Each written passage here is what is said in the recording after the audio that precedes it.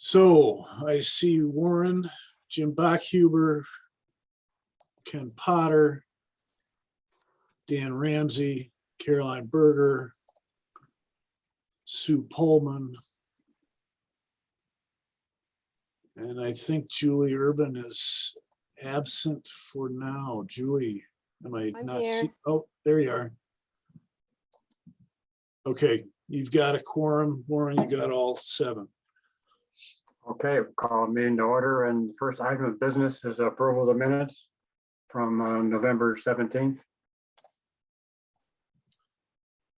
Do we have a motion for approval?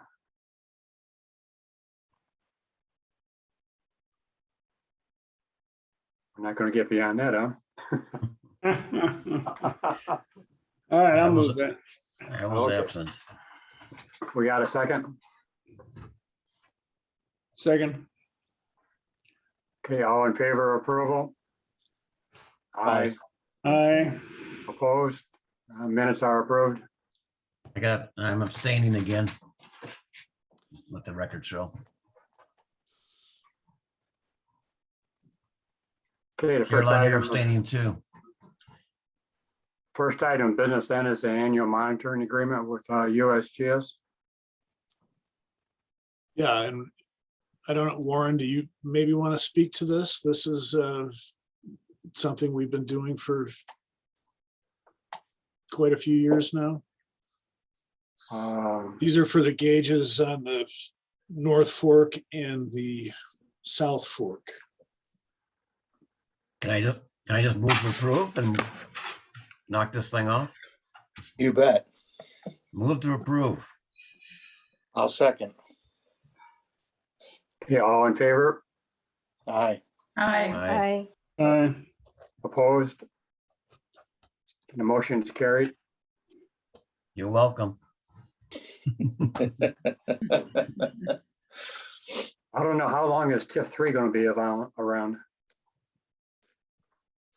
Until 20, expenditure period is till 26, I believe. Okay, so we have a number of years yet. A few. Just a Yep. few. That's okay. The next item of business then is floodplain scenario modeling. Like Eric, that you have, can you talk about that?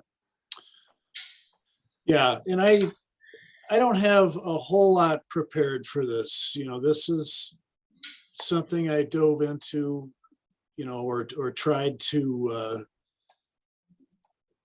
gain an understanding of since I came to the city. I looked at the study that Mars did, and I've looked at the scenarios that were recommended after that. And, you know, it occurs to me that there's potential to get a little more bang for our buck by increasing the conveyance out of Confluence Pond. I recall when I was doing the water quality modeling for Confluence Pond that MSA, perhaps 15 years ago, had developed a rating curve, you know, which basically showed there were restrictions in the channel downstream of the confluence outlet that would actually improve water quality performance. You know, so it's always been in my head that, you know, it's not a free flowing outlet out of Confluence. When Mars did their scenario of, well, let's lower the weir of Confluence, that was really based on just providing a lower starting pool elevation. So I think they showed about a 2/10 drop in the floodplain. And that was strictly due to providing some increased storage, not a lower outlet elevation necessarily, because if you guys can picture what that weir looks like, it's a V-notch weir. And really all they did was drop it down 2 feet. So the weir became, you know, narrower essentially. And the top of the weir did not change. Oh, So I've got this profile up here just to show you that, you know, you can see there's some tailwater from the bridge at Deming and Ped Bridge 7, and then maybe even downstream of that. And I think through perhaps widening things out, we can drop these flood elevations in Confluence, and then, in the Costco area and the business park. But of course, it'll open up a whole can of worms with the Yeah. folks downstream. Mhm. And Ken, I remember, there was a task force that was formed after the 2018 floods talking about the big lakes. And I seem to remember that the consensus was, well, the best way to do this is to increase conveyance, down the Yahara. Am I Right. remembering that correctly? Yep, yep. So I see this as just kind of a miniature analogous project potentially. And all I'm asking for you guys, number one, is to stop me if you know something that I don't, or, understand something that I don't, or turn me loose to ask EOR to, work with me to develop a contract amendment to study a few more scenarios that primarily revolve around conveyance out of Confluence Pond. The true restriction is the culverts at Park Street. So that's probably the area with the least amount of conveyance farther downstream. So we Mhm. wouldn't want to do anything to impact that. There's 100 ways to potentially skin this cat. I probably shouldn't use that term. So Eric, Yeah, Jim, so I know you don't have all the answers yet, because that's the whole idea of doing the modeling, but is it possible that with this approach, you might get higher flows during more modest runoff events, but not necessarily have a higher flow during, let's say, 100 or 200 reoccurrence interval type event? Is that, there was no change in the largest events, but some change in the more modest medium events? I think that's possible, or you could structure it the opposite way, Jim, so that maybe we're trying to maintain that same 2-year flow and only trying to build more conveyance above that, like build a kind of a floodplain bench or something like that into the channel. But it may not be the channel. It may just be the constrictions at the bridges. So I think this would involve looking at the bridge plans, seeing if there's opportunity, or maybe we're installing a secondary bypass culvert next to the bridge. At Park Street, you mean?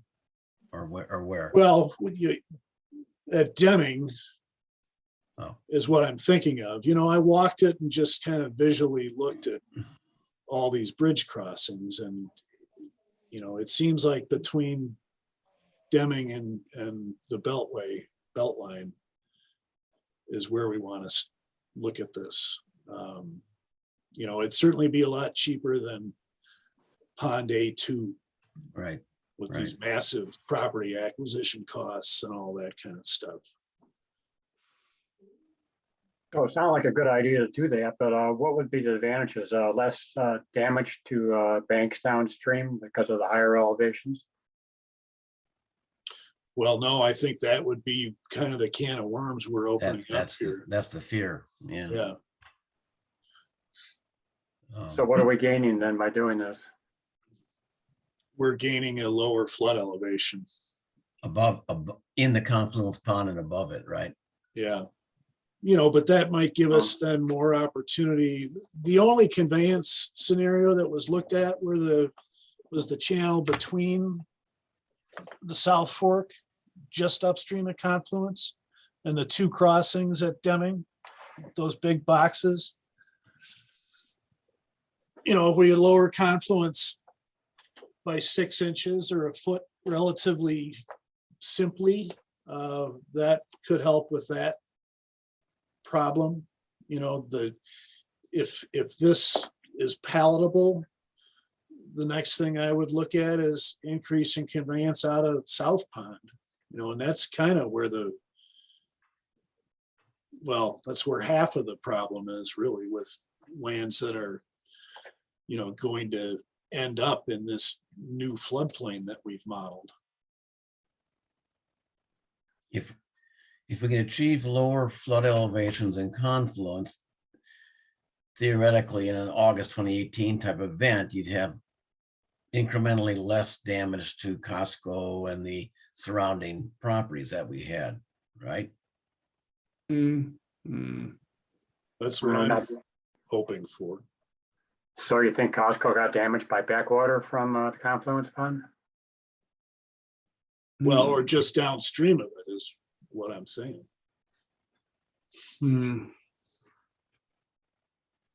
Well, my assumption, or maybe I'm wrong, I thought the channel along Costco did get backed up because of some tailwater and confluence pond itself. Do we know if that's the fact or not?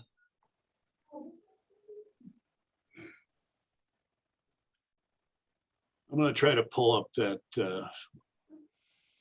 another profile from South Fork for you.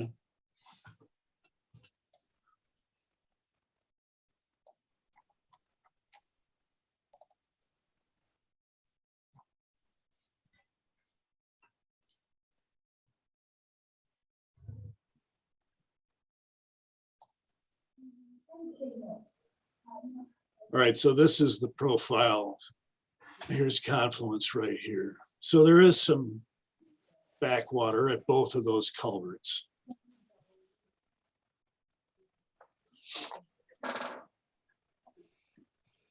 But I guess you can see, looking at the profile, that you can't increase the conveyance through those culverts very much before you run into the confluence tailwater. And over here that's the culvert at the tracks. Yeah. But there will be a ripple effect of increased conveyance in one place, and it's gonna, it could potentially cause problems downstream.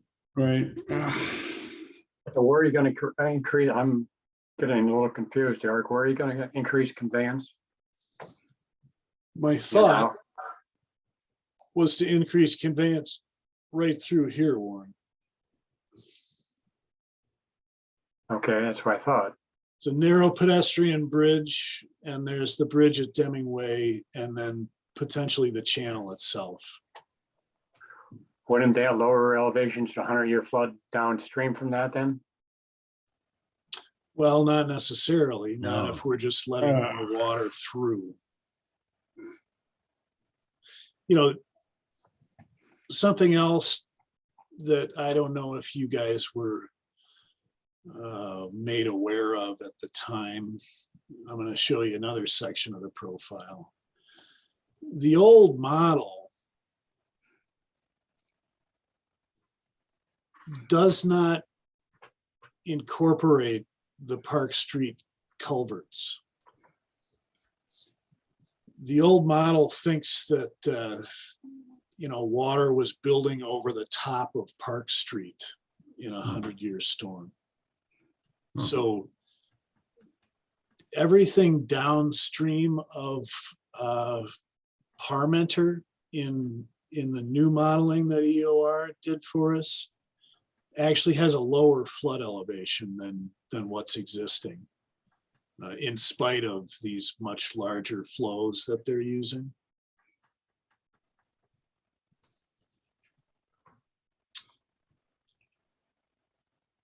So I'm not really worried about, well,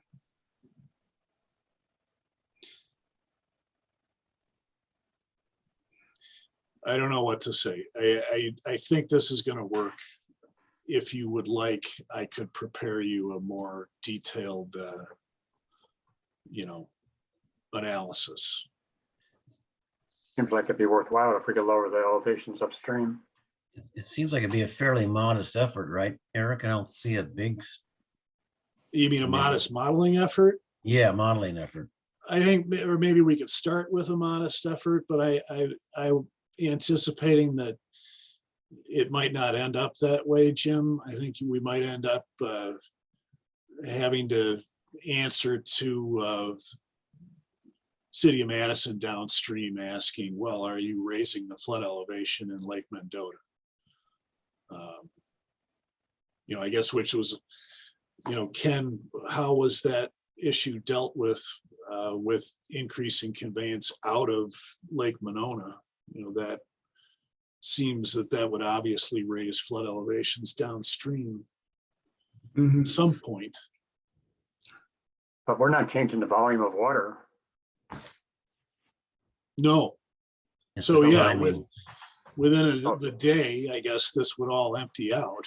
So Right, as the far as time Lake Mendota is scale- concerned, it shouldn't make any difference.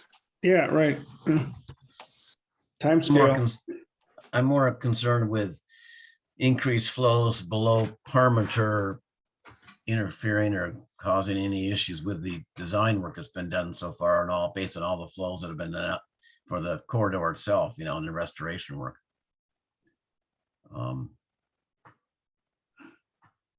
So the question is, how much change in flows are we talking about, I think? So you're thinking if we increase conveyance, flood peaks might increase. Yeah. Well, or Jim, if I could put words in your mouth, are you worried about the flood scenario or just the yearly storm events? Or I suppose both. Flood and, a lot of that stuff, the bridge openings, the Park Street work was all done based on certain design storm criteria, right? Design storm levels. And now we're going to be changing those levels, or could be changing those levels. Yep. Well, I guess that's what a model study would show us. Right. The next step, Eric, would be you have more detailed, you would put together a plan for a request for a proposal, an RFP. Yeah, I would ask them to, what happens if we widen Ped Bridge 7? What Yeah. happens if we drop the confluence weir by a foot and, provide more channel width underneath the Deming Bridge? Or if we install a 8x8 culvert parallel with the Deming Bridge, things like that. I think they looked at putting I know they looked at putting extra culverts in there. Is that the same thing? I think the only places where they looked at extra culvert capacity were on the South Fork in between the railroad tracks and confluence. It crosses Deming Way twice. Once right by Highway 14 and then once by UW Health Court. I thought they looked at highway just above the confluence pond at Deming Way. Yes. Yes, that's what I'm saying. Sorry. Just above the confluence pond, yeah. They looked at that, I know. Isn't that the same thing you're talking about here? Well, I'm talking about just downstream of confluence one. Downstream of confluence, yeah. Okay, yeah. Well, I think it's further worthwhile looking at going in the next step.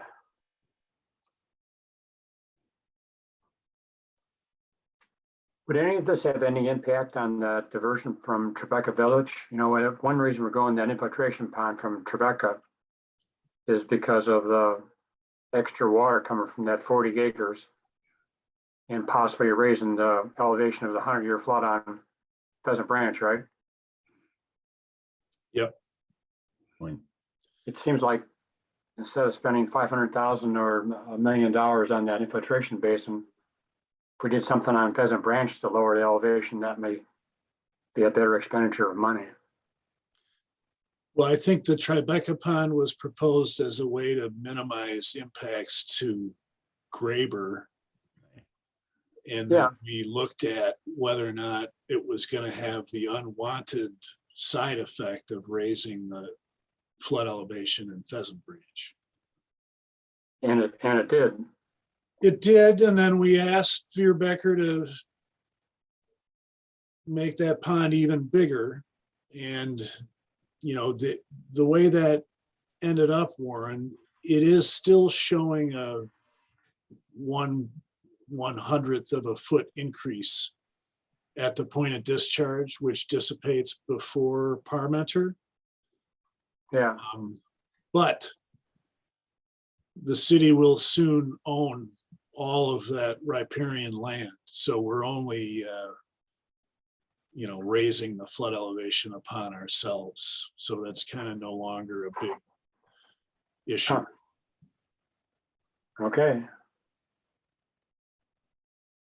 So we need a motion. Do we need a motion for you to proceed, Eric, or just kind of an agreement? I think, I don't know, you might as well make a motion. Maybe Dan. You can formalize it. We can formalize it in a motion if you wish. Thank you, Dan. Okay, I'll make that motion that you should proceed. And I don't know what you want to call your next step, Eric. Prepare an RFP. Yeah. You're not gonna RFP it, Eric, or are you just gonna talk to EOR and come up with a cost? I'll right? work with EOR to develop a scope Yeah. for a contract amendment to their existing contract. Okay. That's the motion. Do we have a I'll second? Jim will second. Okay, all in favor? Aye. Aye. Aye. Opposed? And motion's carried. The next one then is a groundwater study that Ken was, you've talked about this a number of times. You want to talk about what you have in mind? Well, you know, since that time, I've been talking to Steve Lohide. He's a professor in civil and environmental engineering, and he's put in a grant proposal to look at groundwater flooding. And I'm on that study as an advisor. So I think there's a pretty good chance that'll get funded. That's a DNR program that funds research. And Steve's done a lot of really good work in the county on flooding issues. And, you know, I think he's the perfect person to get going on this. So I don't know that we need to do anything at this point.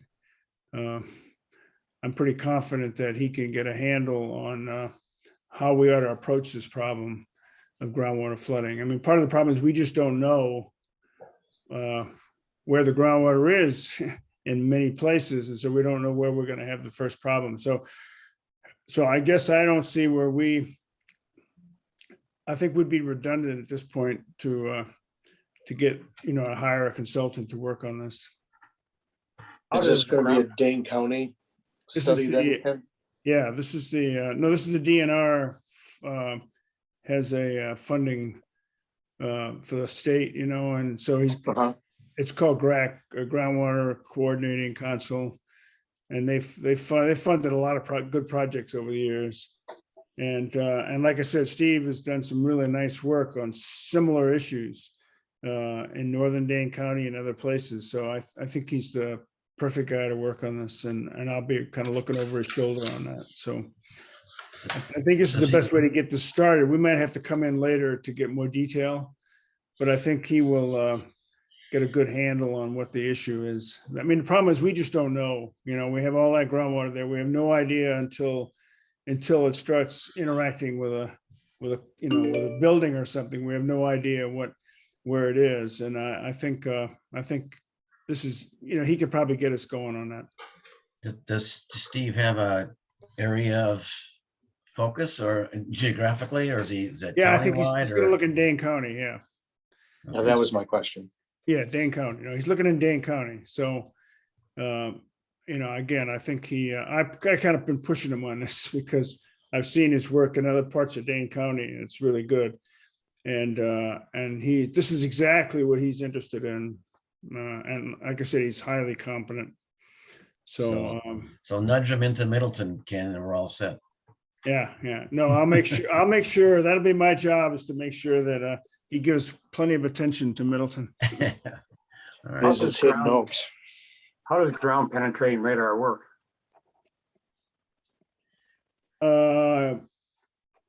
That's gonna be one of his tools. It just it'll tell you where the groundwater is over large spaces. Basically, I'm not an expert in this, but you lay out sensors on the surface and you can map the groundwater level over large spaces without having to dig holes. So is the Dane County groundwater model, would that be updated based on this extra information? Well, I have to wait and see on that. I mean, I guess the Dane County modeling has never really looked at groundwater levels. So I think that's something off to figure out how to generalize this. But I think this is a good way to start. So I'm supportive of it. I mean, it'd be nice to get. I've gone to the county several times on this, and I think they're interested. But I've been, last year I was talking to everybody trying to get them to do something with this, and I just didn't have a lot of traction. And I think there's just too many other things going on. So I was really happy when Steve agreed to write this proposal. I think it'll get it going. At some point, we might, if we can find some, interesting results, we might be able to get this done at a broader level, and the county could get involved. But right now, I think this is probably our best bet. Okay, sounds good.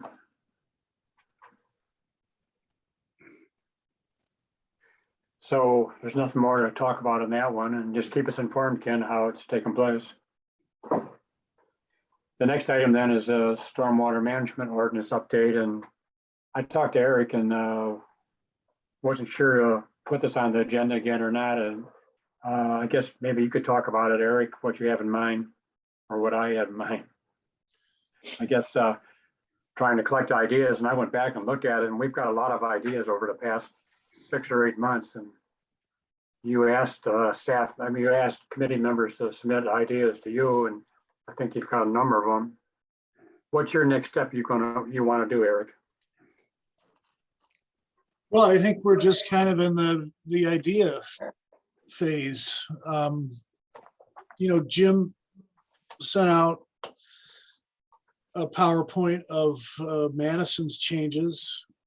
I think, and this is just my take on it, I guess, I think those were more geared towards flood mitigation. Absolutely. Um, Well, Caroline's on the call here. She needs to answer these questions. She's the expert. Caroline, go ahead. Thanks, Jim. Well, They were, you're sitting right there in your snow outfit, or you look like you're skiing or something. But I anyway, know. I was enjoying listening. So Madison did it for a couple, numerous reasons. One, they wanted to get more green infrastructure into their ordinance or redevelopment. And then 2, they wanted to account for the rainy day model that showed that rainfall depths are increasing. And so they did that through the now requiring the 200-year event. So it was kind of, and then there's a few other things sprinkled in there, but those were 2 of the main objectives.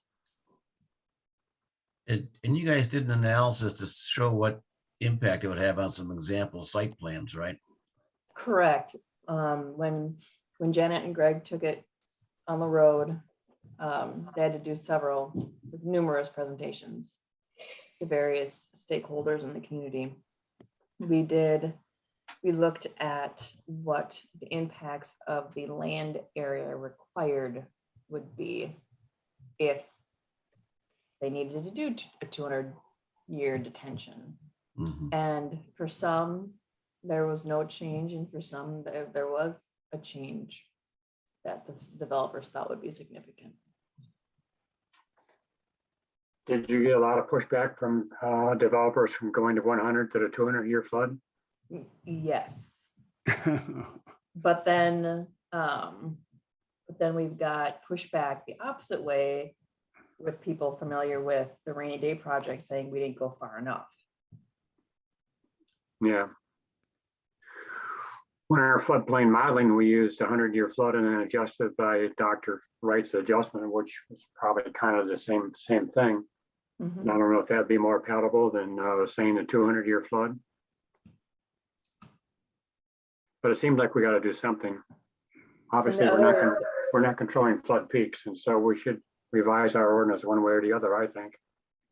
There is another effort through Wiki that I think, Jim, you might be on that committee, where now they've released a tool that will show rainfall depths and how they change. And then Wiki is creating a working group that is meant to guide municipalities on how they should use this data. And one of the options is because this data is likely going to be updated annually, one of the options would be thou shall use what is on this rainy day site when you're doing your development. So in essence, the 100-year will always be a moving target based on their analysis.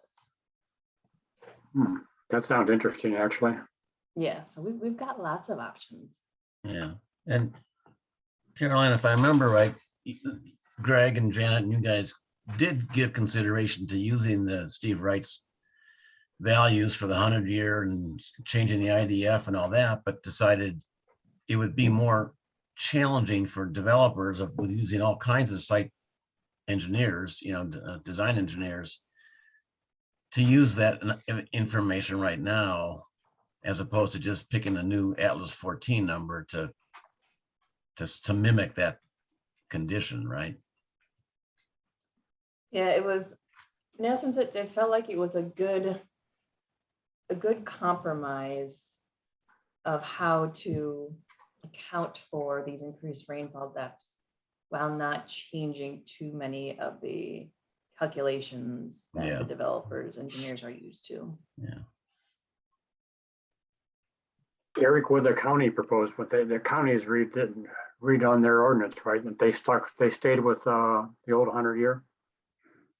No, I think they did the same thing. I think they moved to a 200-year rate control. And I think we must follow that lead now. Caroline, did the city of Madison have any, did you consider what the state restrictions are? And were you working with the county to try to find common elements? So Greg and Janet were the ones that did all this work. I just came in at the end, so I don't know who all they worked with beyond like the council and the developers and some environmental stakeholders.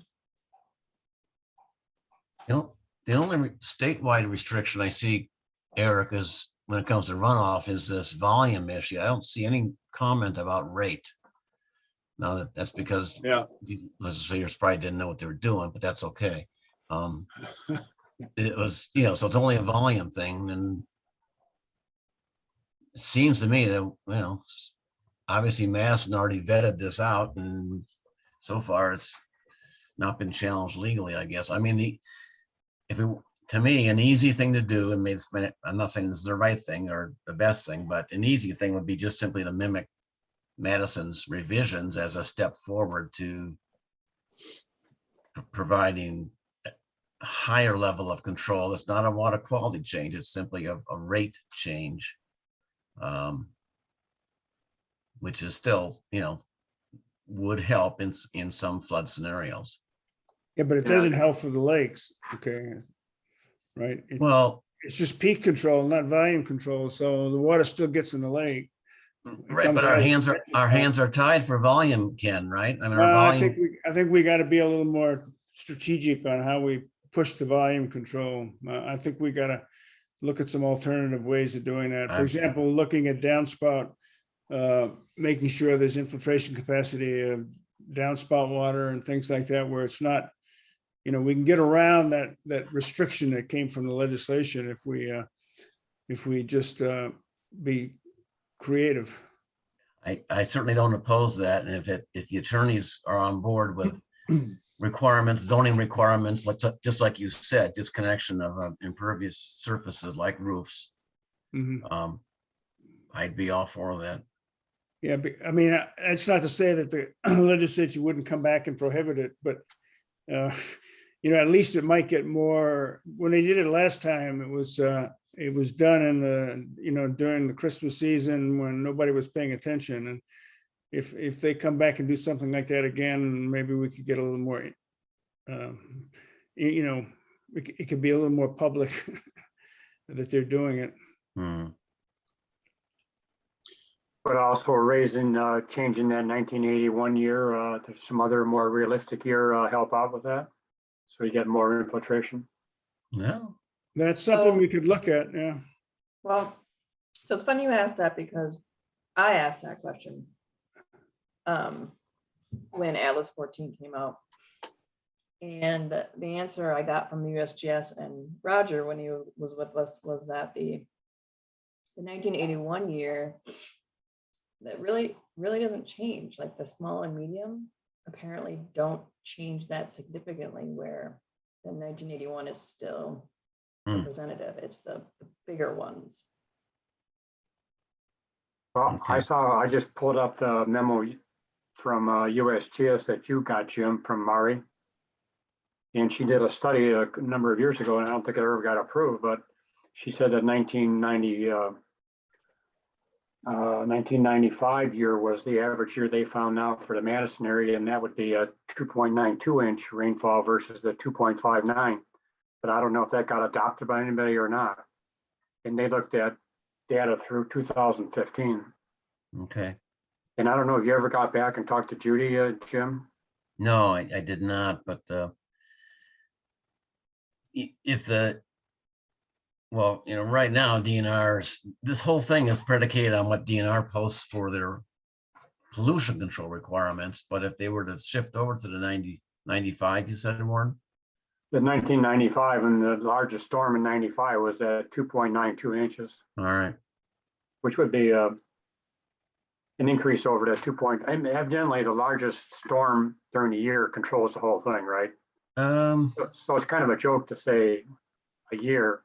It depends on what storms take place during the year. I'm not sure how to answer that, Warren. I mean, you've got a year's worth of, you got 80 storms on that file. And if a couple of them come back to back that are, 1.5, 1.25, 1 3/4 inch storm 3 days in a row, that could be a more driving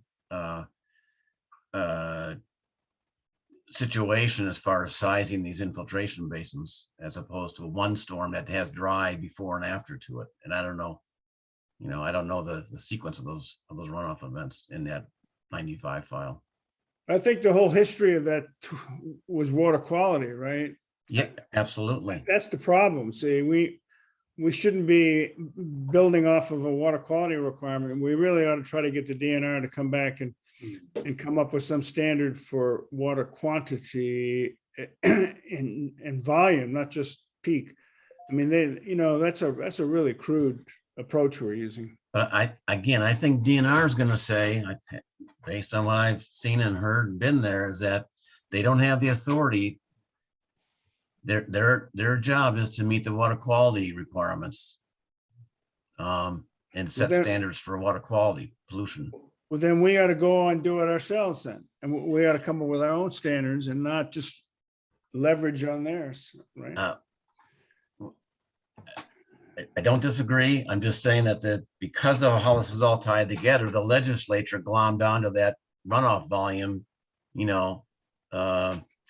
bar or limit that they set, and they they set it based on what DNR did for water quality purposes. Yeah, I That's know, all. and that's outrageous. It got all convoluted. Yeah, I don't disagree. Well, it's with Windslam having a error of about 100%, uncalibrated ones, I mean, they're essentially potentially have a lot of error in the whole calculation.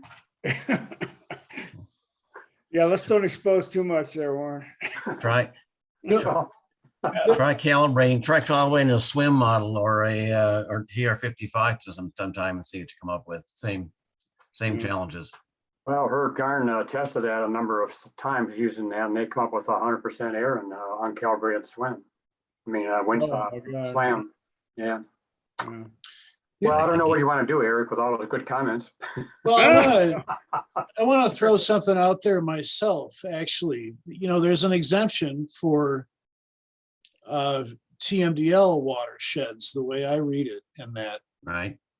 amendment, and most of what we've got here is within the TMDL. We have phosphorus requirements from the TMDL that are pretty strict. And I think if that's a way that we can do it, and we say to a new development, you have to meet the TMDL's phosphorus requirement. Wow, yeah. There's only one way to do that Yeah. when I you would get certainly- that high, and that's through infiltration. That's interesting. That might be a way to get around this. That would be Yeah. that would be that'd be it's Eric, the TMDL phosphorus reduction in Pheasant Branch is at like 70% or some such thing. 78.1%. You can't even. That's technically not achievable, but in most cases. Well, it's not achievable without infiltration. You have to infiltrate 100%, yeah, of the area. Because, well, yeah, I don't know. No, that might be a strategy. That's an interesting idea. We ought to get a little group together to flesh that out, maybe. Sounds like a good idea. Well, Well, I think, Warren, I think I didn't have time to compile this, right? And we talked about that. And you just wanted to have another Yeah. idea session, and I'll do my best for next month to, I guess, catalog what the changes would be, and then I'll kind of tick off everybody's different ideas, and we'll keep going. Yeah. Yeah, is there any way to incorporate into our ordinance LID practices? Or are they already there? Well, that's another thing. I was talking with Mark Opitz today. He thinks that in a couple of months, we'll have the opportunity to weigh in on the zoning rewrite. One of Herb Garn's comments from earlier this week was, I believe, and Herb, I apologize if this didn't come from you, was talking about trying to place, impervious coverage limits within the zoning code. Uh-huh. I don't know if that helps us, if we still couldn't require 100% infiltration, since that's a comparison to a different condition, as opposed to, it's not going to matter if our site's 40% impervious versus 50%, we would still have that same 90% volume target. Mhm. Yeah, I don't know. Our shoreland zoning ordinance currently does not have an impervious ceiling on it, which is somewhat unusual. But if we were out in the county, I think, if somebody wanted to develop a lakefront lot, they'd be limited to 30% impervious. Oh, yeah. If they're in the city of Middleton, we don't have that limit. Yeah. Yeah, interesting. I'm gonna pick on Very- Caroline again, just to, so people are aware, City of Madison's just completing a study to try to enhance GI implementation. And they looked at zoning code modifications along with a lot of other things to, so that's, they've been working on that now for a couple of years. Jim, you wrote something for the city of Middleton, correct? For Middleton, No, no, that was not Madison. well, not that I'm aware of. I've worked on a Madison project. Something for our comp plan, maybe? I wrote comments, but not, Well, I'll ask Kelly Hilliard, our sustainability coordinator.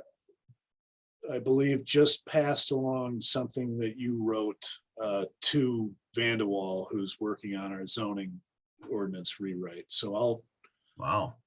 track this down and refresh your memory. Yes, please do. I don't know what I had for breakfast today, so I'm Oh, man. not sure what we're talking about. But I will say, Eric, your thought on this phosphorus level, using that as a workaround, I think has some merit to look into to accomplish the same thing. Yeah, Yeah, that sounds good.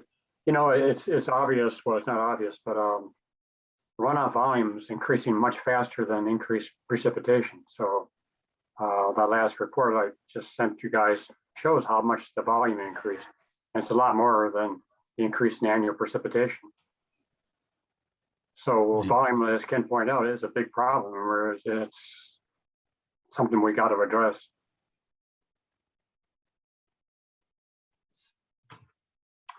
Okay, so Eric, you're going to proceed on. If you want to call people together and have some input.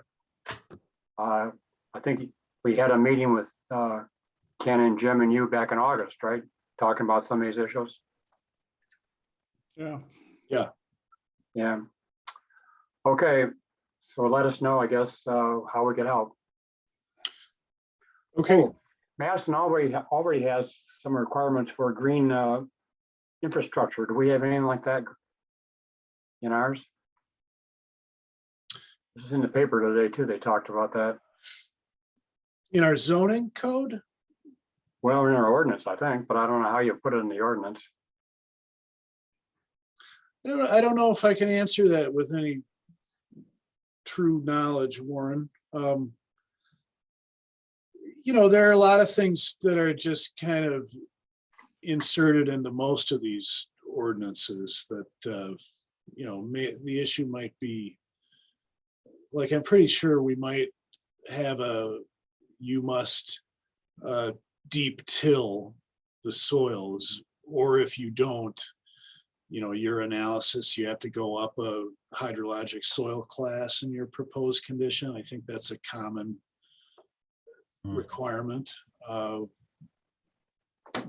Maybe we don't allow that workaround. We just say you must deep till the soils, like, we asked for with Bell Farms.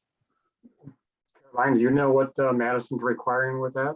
Is it talking about rooftops having some kind of a control on tops of large buildings, or capturing the water?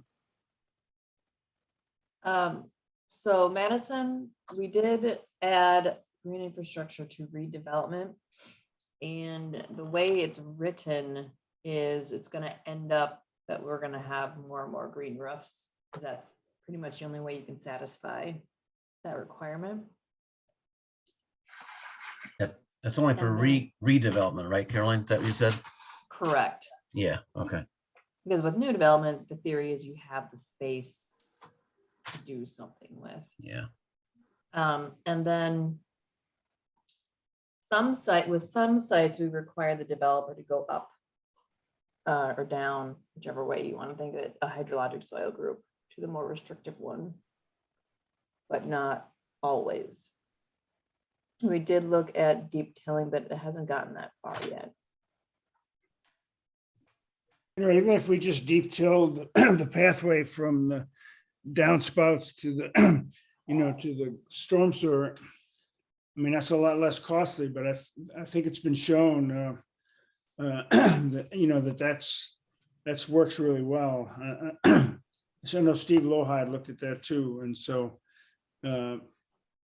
paying attention, you know, that's one thing we've always looked at the developer side, but we never got to the builder side. And Mhm. it's, you know, the builders make a lot of decisions. And, you know, it wouldn't be very costly once you've decided where the downspouts are. You don't have to do the whole site in terms of detailing. If you just did the, you know, the downspout path to the street, which is what, 5% of the total lot, you know, that would be very effective. Yeah. Okay. Let's go on to the next item then, which is really just to talk about what items for our January meeting. That's correct. And Sue, you brought up a good thing from Stormwater Magazine about something for instead of taking fees in lieu of some of these small sites, to use some of the procedures that or structures that they recommended and showed to be effective in stormwater. And maybe we could talk about something like that in our next meeting. I think I sent all you a copy of that article. Is there anything else that we should add for our January meeting? The ordinance discussion might continue. Yeah, that's probably a good idea to keep it going so we don't get lost again. Anything else? If not, I guess we could adjourn. Okay, I'll move. We adjourn. Second. All in favor? All right. Aye. Okay, meeting's adjourned. Okay, thanks, everybody. Thank you. Thank Happy you. holidays. holidays.